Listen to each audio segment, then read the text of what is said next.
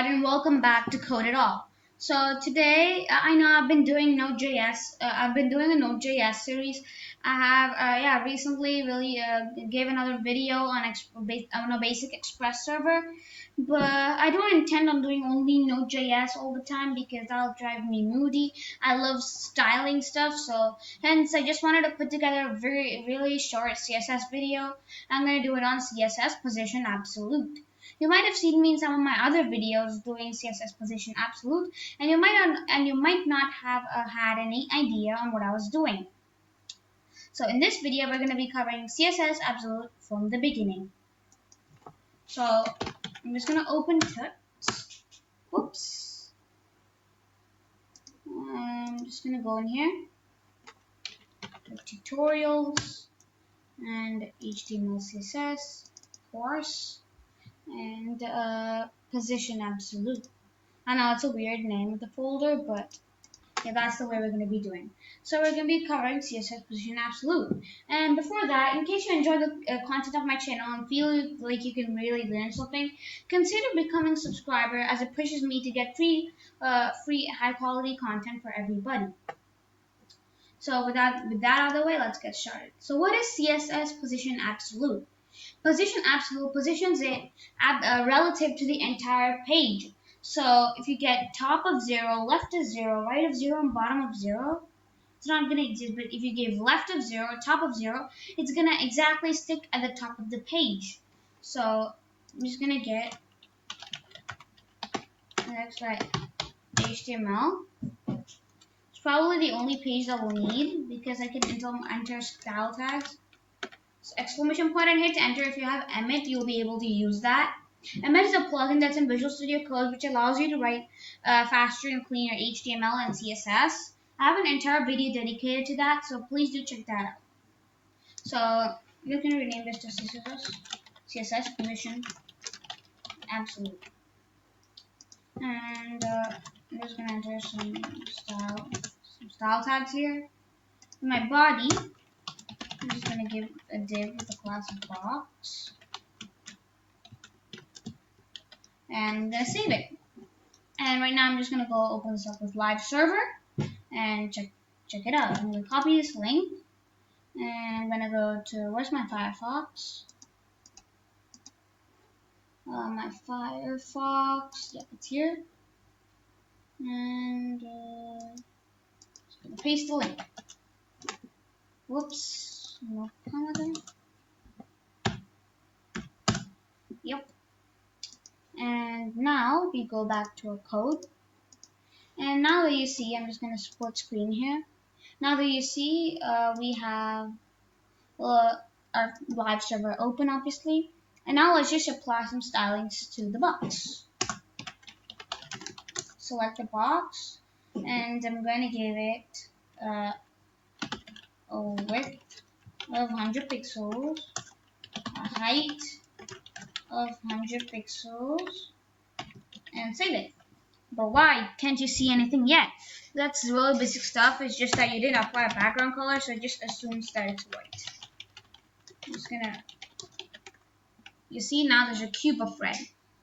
Obviously all this white space here is just padding and margin, which I'm just gonna remove for the entire page. So I'm just gonna get the asterisk, which, or is it called the asterisk, or that's multiplication star symbol, which basically selects every single thing on the page. I'm just gonna do margin 0, padding 0, and box sizing to be border box. So what box sizing does is it makes the computation of heights and widths a lot easier. So now that you see here, it is stuck to the, no, not now. So it's stuck to the top left corner of the page. So right here, okay, I'm just gonna go give this, yeah, I'm just gonna select div now instead of selecting the box because I don't want to mix up two parts of the style. So I'm just gonna go select the div, typo, and I'm just gonna give it a position absolute.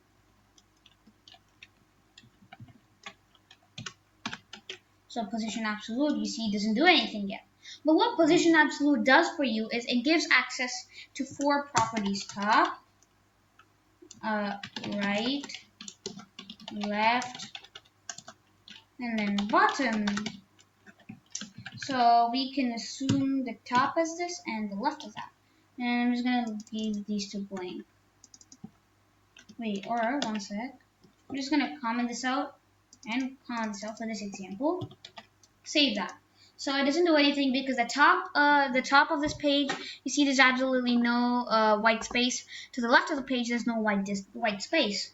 So if I commented this piece out and uncommented the white out and made this 0, it will be stuck to this part of the page. So you see where I'm going. I mean, not literally, because all this kahuna virus and all that, not allowing anybody to go out. So if I keep bottom 0 and right 0, what this does is it brings it to this bottom of the page. So now I'd like you to think about one thing. If you want to center it on the page, how would you do it? So yeah, if you've seen my CSS tidbits video, I have used display flex and then justify content center, align item center, give it a min height of 100 viewport height. But position absolute is also another way you do it. But what position absolute does in the process of centering items is it basically disturbs the natural flow of the HTML structure. So if you see where I'm going to show you an example of that. But right now, if you want to center it, I'm just going to do top 50%, then left 50%, I guess. Because if you have, yeah. So that centers this thing. You see there's a little bit of margin, a little bit of padding. If you see my CSS transform video, you will know how to get rid of that. Transform, translate. I don't know if I mentioned it there because I don't think I mentioned this. I'm just going to give negative 50% and negative 50%. So this brings a dead center on the page. This is just for centering everything. But now, when you see, I add a container class. Oops. I'm not going to give this, I think I'm just going to give it dot box. I'll just give it another one. Dot, just give it SQ. Let's select SQ here.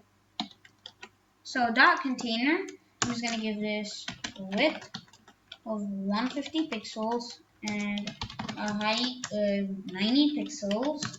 And give it a background color of blue.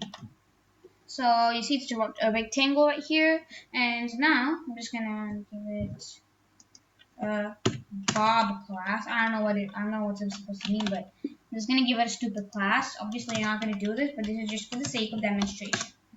So position absolute, and I'm just gonna go top 40%, 40, and left of 40%.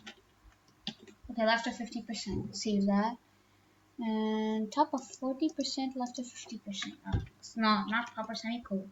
So you see, it overlaps every single thing. This is what position absolute does. So it gets rid of the natural structuring of the elements on the page. So position absolute isn't something I recommend you to do it all the time.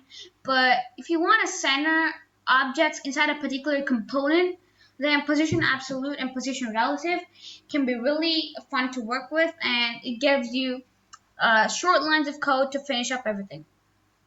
So thank you guys for watching, and I'll see you next time.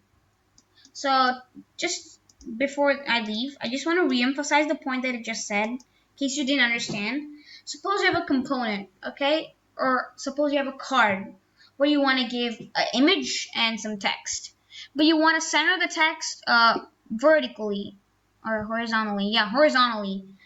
So what you do is you could just do position absolute, and you could specify the top, left, bottom, right of this entire thing. And yeah, you will also have to include position relative for it to be relative to the parent container. Sorry for confusing you. I'm gonna make another video on position relative. But yeah, this is how you can position absolute items.